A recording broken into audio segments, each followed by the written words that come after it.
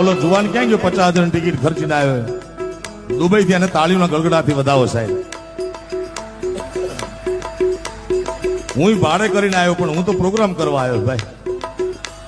આજે નીરુભાઈ થયું એવું કે હું પરમદી બાગેશ્વર ગયો હતો. બાગેશ્વર થી અમે ચાર્ટર લઈને સુરત ઉતર્યા અને બીજા બે મહેમાન અમદાવાદ ગયા. સુરત થી રાજકોટની રેગ્યુલર ફ્લાઇટ આવે 4,000 વાળી, એમાં હું રાજકોટ સુધી આવવાનો હતો, પણ એ ફ્લાઇટ કેન્સલ થઈ આજે.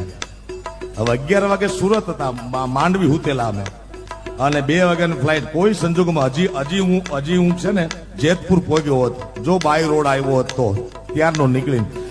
પછી ભગીભાઈને પૂછ્યું નહીં, મેં ચાર્ટર્ડ વાળાને ફોન કર્યો અમદાવાદ કે તમે આવી જાઓ તાત્કાલિક સુરત, મને લઈને જવાનો છે પોરબંદર, પોરબંદર થી પાછો અમદાવાદ.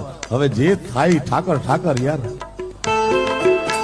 પણ આ જુવાનને વધાવવાને એટલા માટે કીધું કે એ સાંભળવા આવ્યો છો અને અમને 2 પૈસા મળશે. આ બીજું શું? ભૂદેવ છે, રાજી છે. અમે એટલા માટે રાજી છીએ કે ભૂદેવને આંગણે આવડો મોટો અવસર છે. અને ભૂદેવ, નીરુભાઈ, તમને ઓનેસ્ટલી વાત કરું, આ સંગીતની સાક્ષી, હું કલાકાર છું, વ્યવસાયિક કલાકાર છું, પણ સાવ વ્યવસાયિક નથી.